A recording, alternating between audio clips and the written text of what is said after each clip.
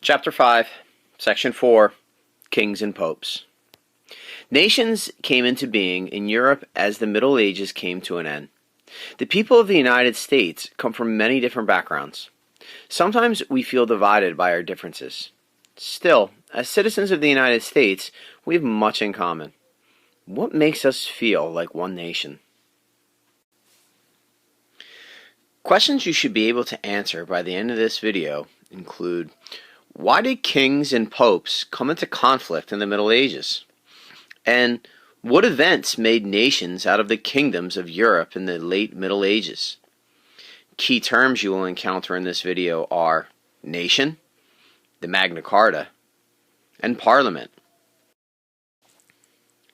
Key people and places you will encounter are Pope Gregory VII, King Henry IV, King John, Joan of Arc, Runnymede, and Orleans.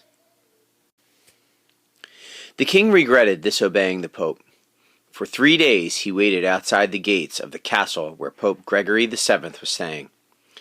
Barefoot in the winter cold, the king begged forgiveness for the mistake he had made.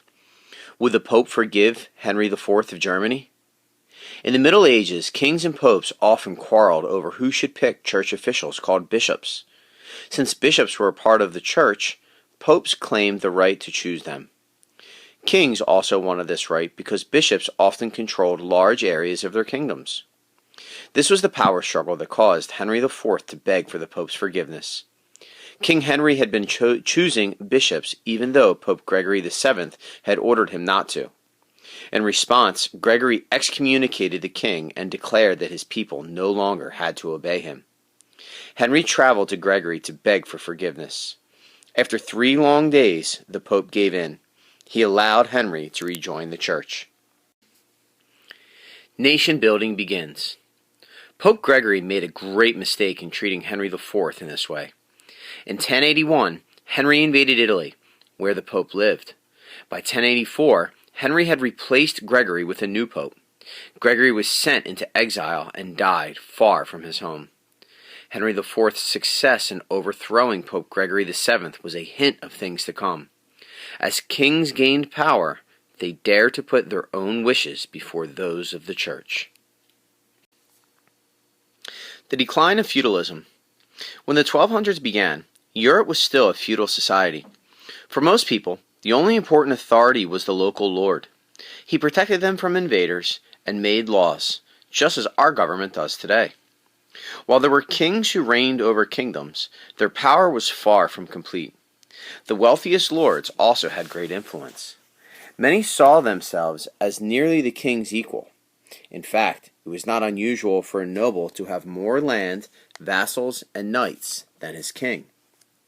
In time, kings gained power as different forces weakened feudalism.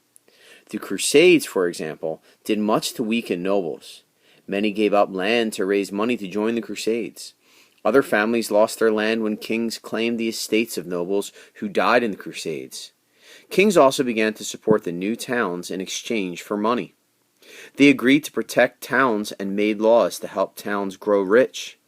Then, with the money paid by townspeople, kings hired armies and used them to attack troublesome nobles. In these ways, kings became the main authority in their kingdoms. Gradually, their kingdoms began to be real nations. A nation is a community that shares a government. A common language and culture are other things that sometimes unite people of a nation. England becomes more united. On June 15, 1215, about 2,000 English nobles gathered at Runnymede, a meadow along the Thames River in England. Dressed in armor and carrying banners, they had marched from London, a short distance away.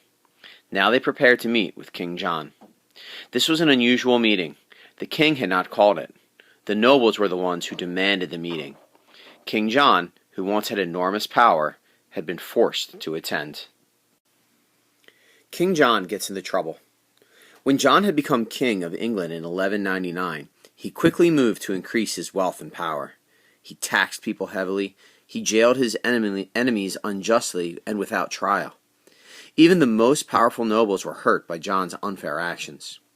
John also clashed with the Pope, by objecting when a man he did not like was made bishop. He seized church property.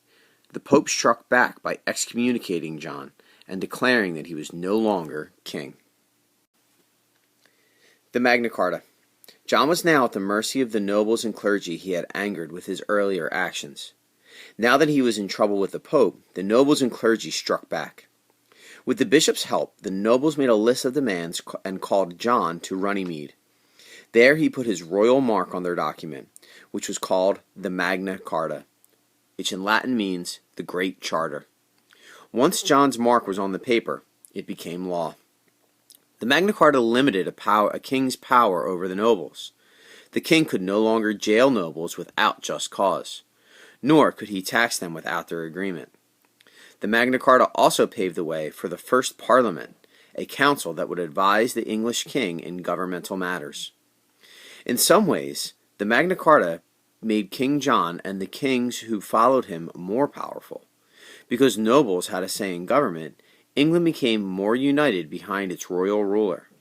It became a true nation instead of a quarreling collection of feudal fiefs. The 100 Years' War. The idea of nationhood was taking hold all over Europe in the late Middle Ages. In Spain, for example, a royal marriage united the king and queen of the two largest kingdoms. In Russia, Moscow's rulers were expanding their territory and their power over other princes.